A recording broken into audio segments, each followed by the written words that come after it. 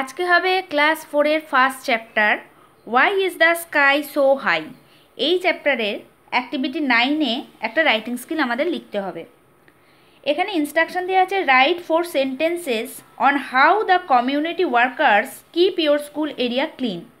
Use the following hints. এখানে কিছু hints দেওয়া রয়েছে, যেমন using broom and water, sweeping the dust regularly and removing the garbage.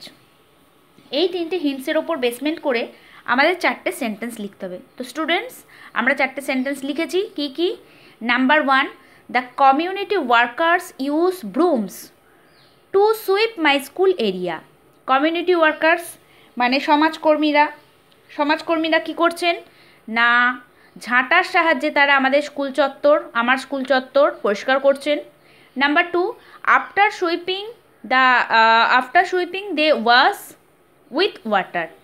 তাহলে ঝাঁট দেওয়ার পর তারা পরিষ্কার করছে জল দিয়ে বা ধুচ্ছে জল দিয়ে। Number 3, they sweep dust regularly. তারা এই ধুলোগুলোকে ঝাঁট দেয় প্রতিদিন। আর number 4, they remove the garbage. আবর্জনা জঞ্জালগুলোকে তারা সরিয়ে ফেলে। তো এই ছিল 4টে সেন্টেন্স। তোমরা খুব ভালো করে এই 4টে সেন্টেন্স লিখো। টাটা।